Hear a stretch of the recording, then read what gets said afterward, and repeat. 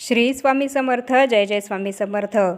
तुम्हा सर्वांचं पुन्हा एकदा अगदी मनापासून आपल्या या नवीन व्हिडिओमध्ये मी स्वागत करते.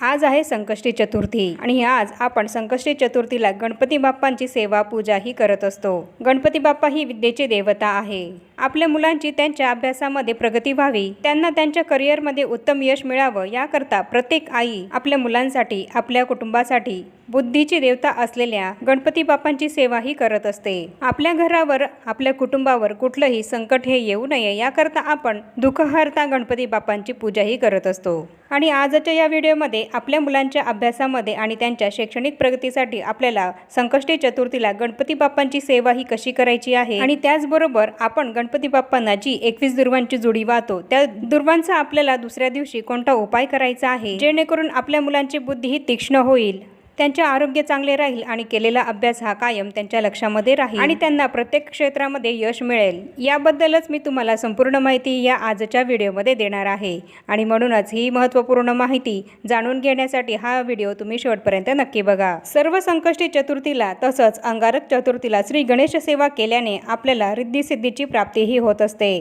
दर संकष्टी चतुर्थीला आणि अंगारक चतुर्थीला आपण जर गणपती बाप्पांची सेवा केली तर आपल्यावर सरस्वती माता आणि लक्ष्मी माता यांची सदैव कृपा ही राहते. आणि त्याचप्रमाणे बुद्धीची देवता सुद्धा गणपती बाप्पा ही देवता सुद्धा आपल्यावर नेहमी प्रसन्न राहते. आपल्या घरामध्ये नेहमी मंगलमय कार्य हे घडत असतात. आणि म्हणूनच दर संकष्टी चतुर्थीला आणि त्याचप्रमाणे अंगारक चतुर्थीला आपल्याला गणपती बाप्पांची सेवा ही नक्की करायची असते. अगदी दररोज सेवा करणं हे आपल्याला या धावपळीच्या जीवनामध्ये तर जमत नाही, पण निदान संकष्टी चतुर्थीच्या दिवशी तरी आपण गणपती बाप्पांची सेवा ही नक्की केलीच पाहिजे. परीक्षेमध्ये यश मिळवण्यासाठी आणि वर्षभर केलेला अभ्यास हा लक्षात राहून चांगले मार्क मिळवण्यासाठी संकष्टी चतुर्थीला विद्येची देवता असलेल्या गणपती बाप्पांची कशी सेवा करायची आहे हेच आता आपण बघूया. ही सेवा, हा उपाय मी तुम्हाला जो करायला सांगणार आहे तो उपाय तुम्ही सकाळी केला तरी सुद्धा चालेल किंवा संध्याकाळी दिवे लागण्याच्या वेळेस तुम्हाला वेळ असेल तेव्हा केला तरी सुद्धा चालेल. संकष्टी चतुर्थीला गणपती बाप्पांच्या मूर्तीवर आपल्याला गणपती अथर्व शीर्षाची 21 आवर्तन म्हणत अभिषेक हा करायचा आहे. ही 21 आवर्तन तुम्ही तुमच्या मुलांकडनं सुद्धा म्हणून घेऊ शकता. तुमची मुलं जर मोठी असतील तर ह्या अभिषेक तुमच्या मुलांकडनं तुम्ही करून घ्या. आणि जर तुमची मुलं लहान असतील, त्यांना हा अभिषेक करणं जमत नसेल आणि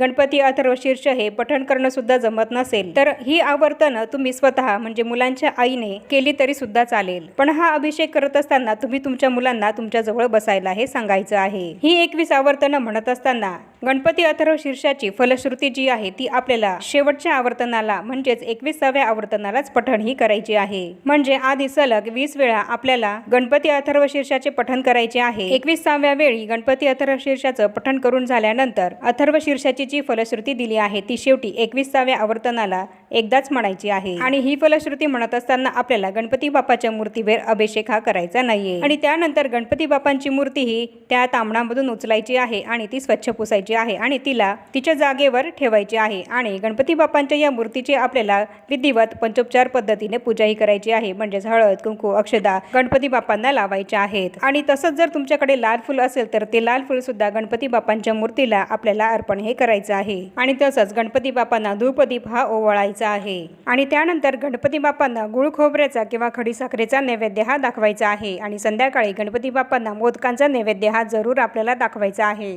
आणि त्यानंतर 21 दुर्वांची एक जोडी घ्यायची आहे आणि ही जोडी तुम्हाला तुमच्या मुलांच्या हातामध्ये द्यायची आहे. मग तुमचं मूल कितीही लहान असलं तरी ती जी जोडी आहे ती मुलांच्या हातामध्येच द्यायची आहे. आणि ती जोडी मुलांच्या हातामध्ये देऊन गणपती बाप्पांना प्रार्थना करायची आहे की हे गणपती बाप्पा, आमच्या मुलांच्या स्मरणशक्तीमध्ये वाढ होऊ दे, त्यांच्या सद्सद विवेक बुद्धीमध्ये वाढ होऊ दे, अभ्यासामध्ये एकाग्रता त्यांची वाढू दे, त्यांचा मेंदूचा लवकर विकास हा होऊ दे, केलेला अभ्यास हा त्यांच्या स्मरणामध्ये राहू दे, परीक्षेमध्ये यश हे मिळू दे आणि येणारी सगळी संकट ही टळू दे, अशी हात जोडून प्रार्थना ही करायची आहे. आणि त्यानंतर आपल्या मुलांच्या हातामध्ये जी काही आपण दुर्वांची जोडी दिलेली असेल ती जोडी गणपती बाप्पांच्या डोक्यावर आपल्या मुलांच्या हातून ती आपल्याला वाहायची आहे. आपल्या मुलांच्या हातून ही जी जोडी आहे ती आपल्याला गणपती बाप्पांच्या डोक्यावर अर्पण ही करायची आहे.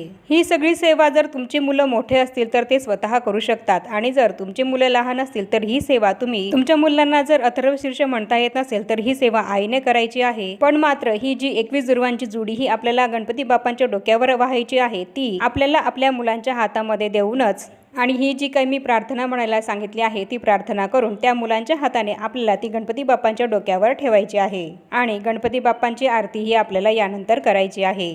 ही सेवा केल्याने मुलांची स्मरणशक्ती वाढते, त्यांची बुद्धी वाढते, अभ्यासामध्ये एकाग्रता त्यांची वाढत असते, त्यांचा मेंदूचा लवकर विकास होतो, त्यांच्यावर जे काही विघ्न येणार असतात ते दूर होतात, त्यांच्यावर येणारी संकट टळतात, परीक्षेमध्ये उत्तरही सुद्धा वेळेवर आठवतात, प्रत्येक क्षेत्रामध्ये आपल्या मुलांना यश हे मिळते। मग ही सेवा स्पर्धा परीक्षा करणारे विद्यार्थी सुद्धा करू शकतात।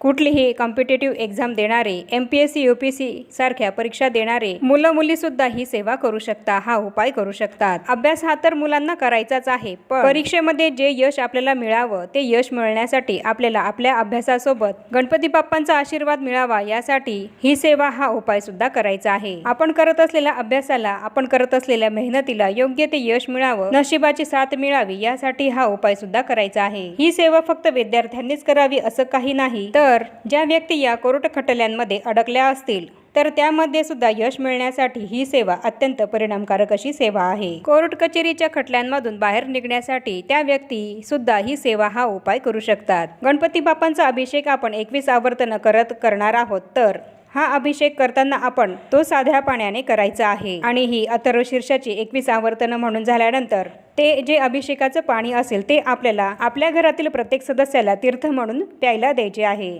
आणि ही जी 21 दुर्वांची जोडी आपण गणपती बाप्पांना आपल्या मुलांच्या हातून अर्पण केलेली आहे ती आपल्याला दिवसभर आणि रात्रभर तशीच राहू द्यायची आहे आणि ह्या वाहिलेल्या दुर्वांचा दुसऱ्या दिवशी आपल्याला रस काढायचा आहे। मग हा रस तुम्ही मिक्सरमध्ये त्या दुर्वा वाटून सुद्धा काढू शकता आणि ह्या काढलेल्या दुर्वांचा रस आपल्याला आपल्या मुलांना प्यायला द्यायचा आहे। वाहिलेल्या दुर्वांचा हा उपाय आपल्याला दुसऱ्या दिवशी म्हणजे संकष्टी चतुर्थीच्या दुसऱ्या दिवशी करायचा आहे। संकष्टी चतुर्थीच्या दिवशी गणपती बाप्पांना वाहिलेल्या या दुर्वांचा रस आपण दुसऱ्या दिवशी काढून जर तो आपल्या मुलांना आपण पिण्यासाठी दिला तर त्यांचे आरोग्य हे चांगले राहते, त्यांची बुद्धीही तीक्ष्ण होते आणि त्यासोबतच गणपती बाप्पांचा विशेष आशीर्वाद सुद्धा त्यांना मिळतो। या गणपती बाप्पांना वाहिलेल्या दुर्वांमध्ये आपण जे काही स्तोत्र आणि मंत्र म्हणत असतो त्यांची शक्तीही उतरत असते आणि त्याचा रस करून आपण आपल्या मुलांना प्यायला दिल्याने त्यांच्यावर शुभ संस्कार हे होत असतात। गणपती अथर्वशीर्षाची फलश्रुती ही आपल्याला नीट मन लावून वाचायची आहे आणि त्याचा अर्थ हा आपल्याला समजावून घ्यायचा आहे। ही जी सेवा आहे, हा जो उपाय आहे तो आपण दर संकष्टी चतुर्थीला करू शकतो। तर याप्रमाणे मी तुम्हाला आजच्या या व्हिडिओमध्ये संकष्टी चतुर्थीला आपल्याला आपल्या मुलांना परीक्षेमध्ये यश मिळावं, त्यांच्या अभ्यासामध्ये प्रगती व्हावी याकरता संकष्टी चतुर्थीला कोणता उपाय, कोणती सेवा आणि त्याचप्रमाणे दुर्वांचा कोणता उपाय करायचा आहे याबद्दल संपूर्ण माहिती ही दिली आहे। त्याप्रमाणे ही सेवा, हा उपाय तुम्ही सुद्धा तुमच्या मुलांसाठी जरूर करा। आणि आता या छोट्याशा माहितीसह आपण आपला आजचा हा व्हिडिओ इथेच थांबूया। चॅनलवर जर पहिल्यांदाच आला असाल तर चॅनलला जरूर सबस्क्राईब करा आणि या व्हिडिओला जास्तीत जास्त लाईक आणि शेअर सुद्धा जरूर करा, म्हणजेच ही माहिती इतरांना सुद्धा पोहोचेल आणि त्याचा उपयोग इतरांना सुद्धा होईल। आणि भेटूया पुन्हा अशाच नवीन एका माहितीपूर्ण आणि महत्त्वपूर्ण व्हिडिओ सोबत। तोपर्यंत सर्वांना श्री स्वामी समर्थ।